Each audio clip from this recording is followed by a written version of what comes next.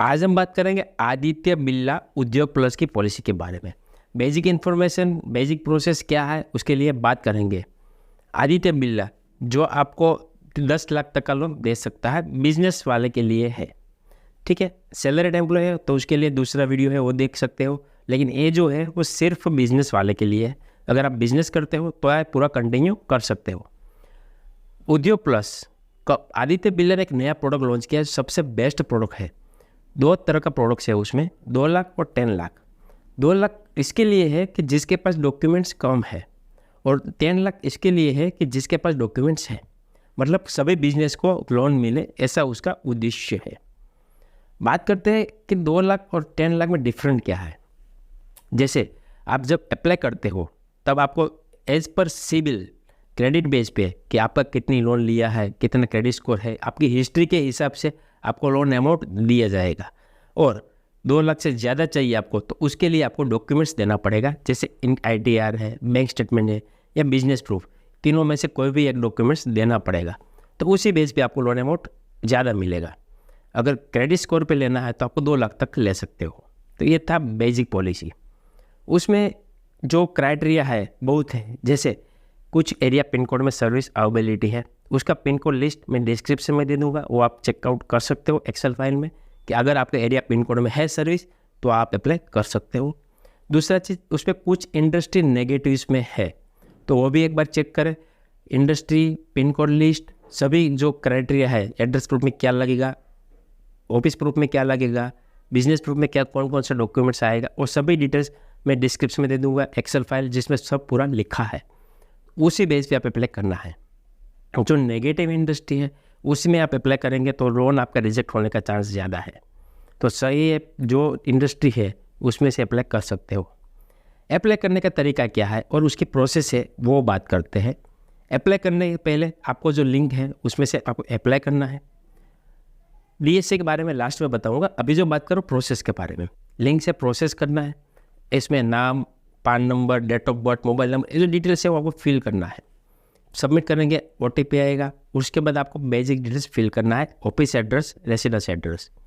उसके बाद आपको डॉक्यूमेंट्स अपलोड करना पड़ेगा। यहाँ पे 2 डॉक्यूमेंट्स कंपलसरी है। पहला business proof, business address proof, और आपका ओनरशिप। देखो, कंपनी बोल नहीं रही है कि ओनरशिप चाहिए। अगर आपकी ओनरशिप पिन कोड लिस्ट में है, वहाँ पे ओनरशिप है तो अप्लाई कर सकते हो।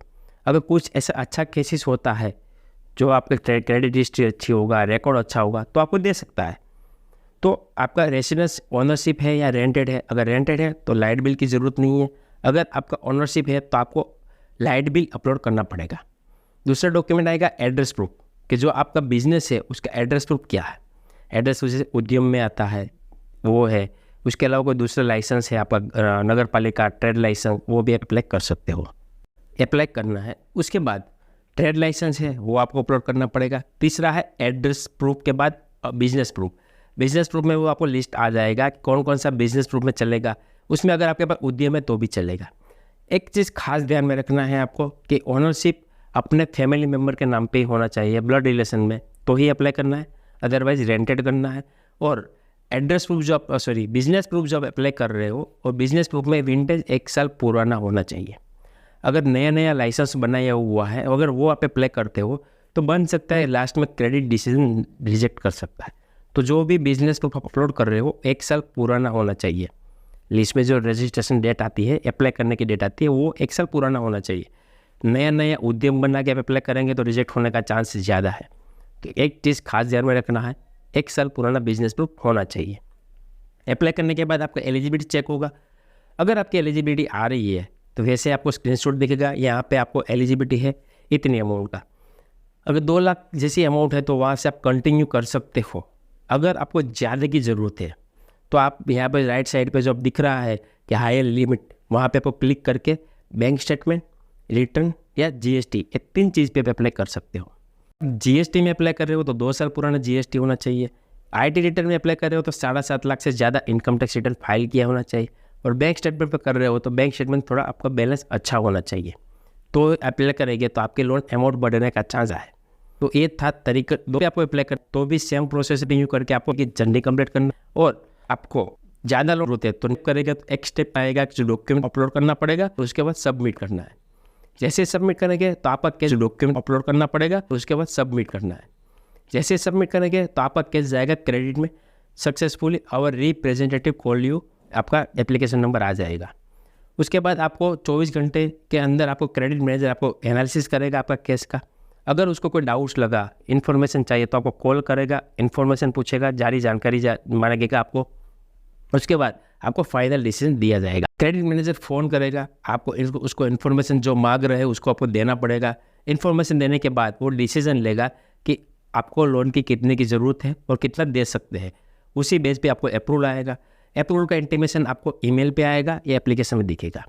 ये 2 जगह पे आपको ट्रैक हो जाएगा। उसके बाद आपके प्रोसेस है डिजिटल KYC करने का, सेल्फी लेने का और एड्रेस को अपलोड करने का। उसके बाद आपका एग्रीमेंट साइन करने का और ECS मिनट करने का, और बाद में आपका अमाउंट डिसबर्समेंट। लेकिन जब क्रेडिट मैनेजर का फ़ोन आएगा उसके बाद जो प्रोसेस है वो लोन अमाउंट वहाँ प्लस माइनस रिजेक्ट हो सकती है। जो अमाउंट पे आपको कितने साल की लोन अमाउंट है, कितने साल के लिए दिया जाता है, रेट ऑफ इंटरेस्ट क्या है, वो पूरा डिटेल्स वहाँ पे आपको फाइनल मिल जाएगा। तो ये था बेसिक प्रोसेस।